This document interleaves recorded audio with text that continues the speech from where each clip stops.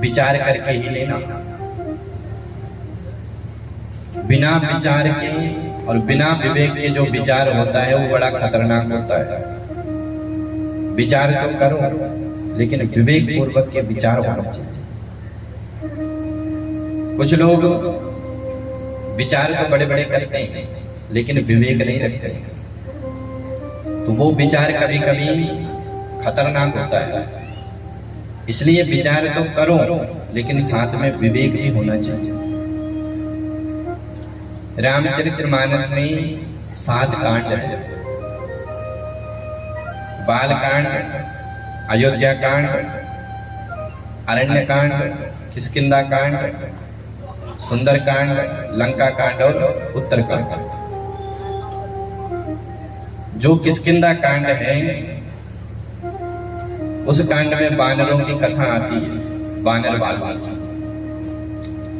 तो किष्किंधा कांड के जो लोग हैं वो केवल विचार करते हैं, काम नहीं करते हैं। तो विचार तो होना चाहिए लेकिन विचार के साथ साथ काम भी होना चाहिए। कुछ लोग केवल विचार करते हैं कि साहब हम विचार कर रहे हैं और सालों बीत गए, उनको विचार को अभी पूरा तक नहीं हुआ। कई लोग बोलते हैं कि पंडित जी हम भी कथा कराएंगे लेकिन विचार कर रहे हैं, और विचार करते करते महाराज 10 साल बीत गए अभी तक कथा नहीं हुई, वो विचार में ही अटके हुए। कई ऐसी कथाएं हैं हमारी,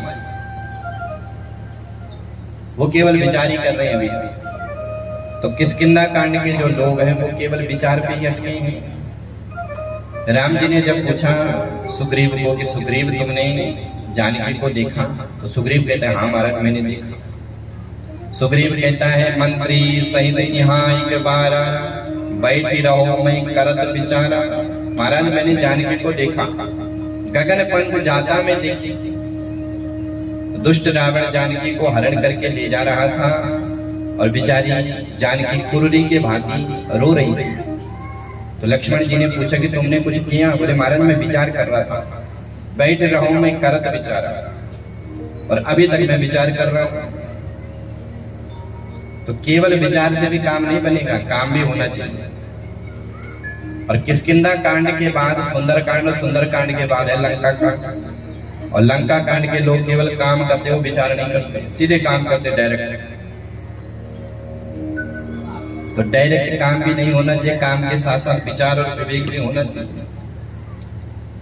रावण ने राक्षसों से पूछा कि भैया राम जी की सेना समुद्र के इस बार आ गई, क्या करना चाहिए, कुछ विचार करो।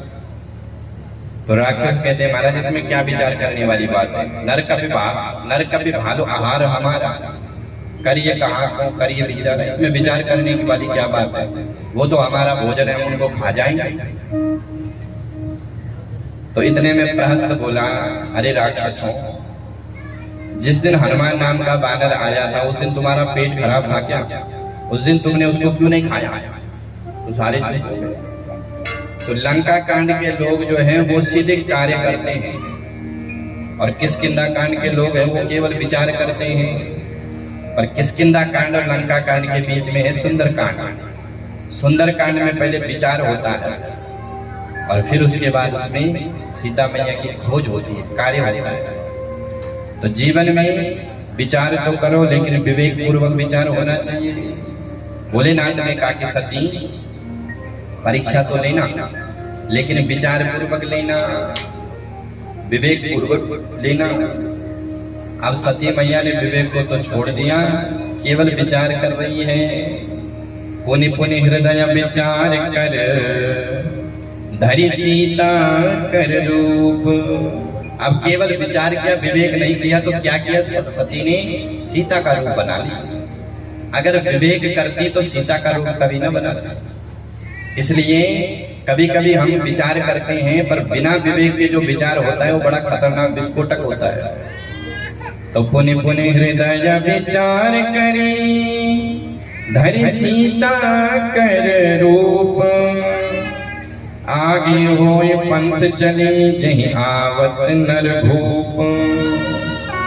राम जी के आगे आगे चलने लगे। पर राम जी ने तो तुरंत पहचान लिया, क्योंकि जानकी राम जी के आगे कभी नहीं चलती, हमेशा राम जी का अनुकरण करती है। राम जी ने रोना धोना बंद किया और तुरंत जो है सती मैया को प्रणाम किया। जोर पाणी प्रभु कीन प्रणामा, पिता समेत लीन निज नामा। बोले माँ मैं आपको प्रणाम करता हूँ। देवी तुम अकेली अकेली जंगल में फिर रही हो, भोलेनाथ को कहाँ छोड़ी आई? कहीं ऐसा ना हो कि रावण तुम्हारा भी हरण न कर जाए। अब तो सती ने तुरंत मान लिया कि राम राम ये तो साक्षात परब्रह्म है। मैं जिनको साधारण राजकुमार समझ रही थी ये तो साक्षात परमात्मा। राम जी ने यहाँ पर सती मैया को प्रणाम तो किया, लेकिन एक व्यंग भी किया। राम जी कहते हैं कि कयो बहोरी कहाँ वृष केतु, विपिन अकेले फिरो के। देवी तुम वृष केतु की पत्नी हो। वृष कहते हैं बैल को, और बैल का नाम भागवत में धर्म है।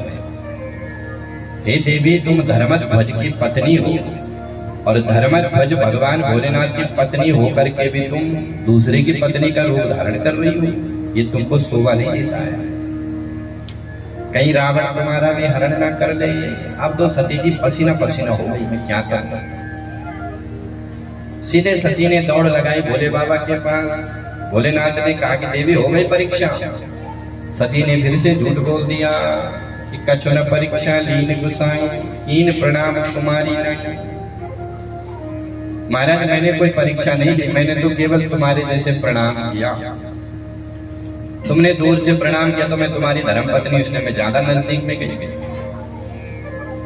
भोलेनाथ ने मन में विचार किया कि जब मैंने इतना समझाया तब तो मानी नहीं, और अब इन्होंने प्रणाम करके लौट गए। तो भोलेनाथ ने उसी समय ध्यान लगाया। तब शंकर देखो धरि ध्यान, सती जो कीन चरित्र सब जाना। भोलेनाथ ने सती के सारे चरित्र को जान लिया कि सती ने क्या किया। भोलेनाथ ने मन में विचार किया कि सती ने मेरी माँ सीता का रूप धारण किया, तो अब इस देह से मेरी भेंट नहीं होगी। उसी समय भगवान शिव ने संकल्प किया और सती को त्याग किया। तब शंकर देखो धरि ध्यान, सती का तुरंत त्याग कर दिया। आकाशवाणी हुई।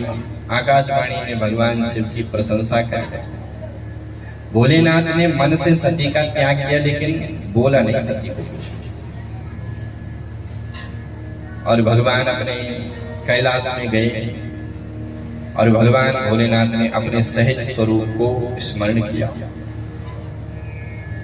भगवान शिव अपने सहज स्वरूप में लीन हो गए, समाधि लग गए भोले बाबा।